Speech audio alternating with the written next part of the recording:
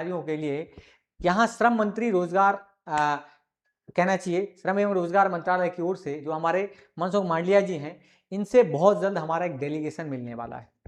बहुत जल्द एक डेलीगेशन मिलने वाला है और ये डेलीगेशन चर्चा करेगा कि आखिरकार केंद्र सरकार आगे क्या प्लान बना रही है। आप देखिएगा कमांडर साहब पीछे मंच पर खड़े हुए हैं और आपको इस वीडियो में दिख रहे हैं कि कमांडर साहब अशोक रावत जी अपनी बात समस्त पेंशन कर्मचारियों तक पहुंचा रहे हैं।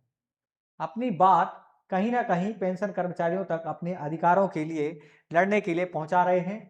एक मोटिवेटर के तौर पर, एक समाज सेवी के तौर पर आप सभी तक जो है अपडेट यहां पर दे रहे हैं।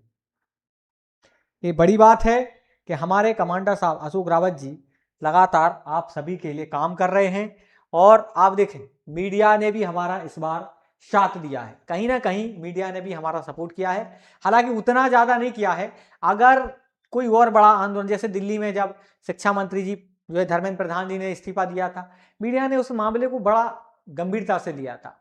जब जैन जी का प्रोटेस्ट चल रहा था उसमें मीडिया ने बहुत बढ़ चढ़ कर हिस्सा लिया था, लेकिन कभी भी हमारे ईपीएस 95 पेंशन कर्मचारियों को मीडिया में उतनी जगह नहीं दी गई जितनी देनी चाहिए, क्योंकि आज की बात नहीं, ये 10 साल पुराना मुद्दा है।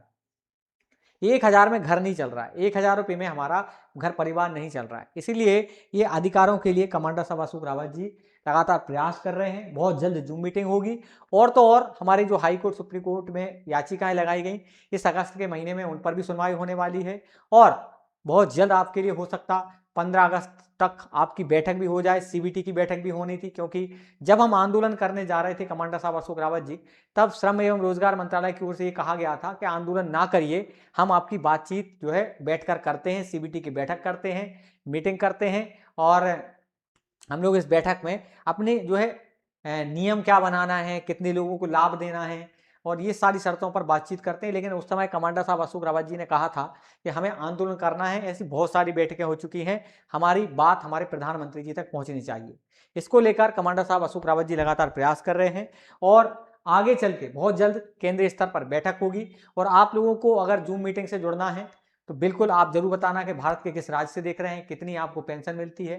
कई लोग अफवाहें भी फैला रहे हैं कि खाते में 7,500 आ गए हैं, अभी नहीं आए हैं। हालांकि हो सकता आपके लिए आगे चल के ये पैसे मिल जाएं।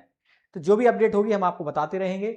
साथ में जैसे आपके घर परिवार में कोई बहन बेटियां हैं या बालक बालिका हैं, किसी एग्जाम की तैयारी करते हैं, तो उनके लिए जरूर बताएं कि दीप्ति सिंह एकेडमी के माध्यम से आप घर बैठे बैठे तैयारी कर सकते हैं। इसके लिए मैं बता दूं, ये देखें यहाँ पर हमारे एमपी टेट वर्ग 2, साथ में अगर हम बात करें एमपी टेट वर्ग 3 के लिए हमारी टीम उतर चुकी है मैदान में। साथ में देखें आप समूह 2, उप समूह 4 पटवारी की भर्ती हमारी टीम करवा रही है आप सबके लिए। उसके साथ देखा जाए तो भाई ये हमारे मध्य प्रदेश ग्राम पंचायत सचिव की भर्ती मध्य प्रदेश में निकली हुई है, तैयारी करने का एक बड़ा मौका है।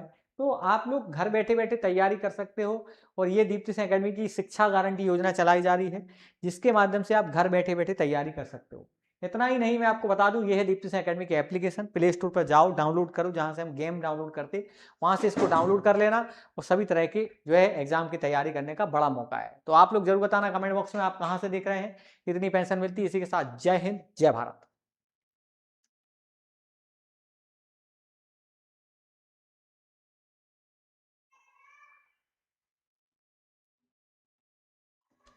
नमस्कार, आप सभी का स्वागत है इंडियन पेंशन न्यूज चैनल पर। जी, आप सभी के लिए बताते हुए बड़ी खुश खबरी दे रहा हूं और अच्छा भी लग रहा है, क्योंकि आप सभी को पता है हमारे कमांडर साहब अशोक रावत जी और जितने हमारे समस्त ईपीएस 95 पेंशन कर्मचारी हैं, ये 5 अगस्त को दिल्ली गए थे। दिल्ली में जंतर मंतर पर हजारों में हमारे पेंशन कर्मचारियों ने आंदोलन किया और अपनी बात केंद्र सरकार तक पहुंचाई। केंद्र सरकार तक जब बात पहुंचाई तो इसका असर भी होना शुरू हो गया है। राज्यसभा में सांसदों ने आपकी बात पर चर्चा की, सवाल पूछे गए, उसका जवाब भी आया। ये प्रतिक्रिया हमें ईपीएस 95 पेंशन कर्मचारियों को इस आंदोलन के बदौलत ही मिल रही है। अगर देखा जाए, कमांडर साहब अशोक रावत जी जिस तरह से यहां पर आप देख पा रहे हैं तस्वीरों में, यहां मंच पर लीड कर रहे हैं। आप वीडियो देखें पीछे, ये जो वीडियो चल रहा है इसमें आपको साफ साफ दिख रहा है कि कहीं ना कहीं हमारी जो पुलिस फोर्स है वो भी आपको दिखाई दे रही है, बैरिकेडिंग लगी हुई है वो भी दिखाई दे रही है।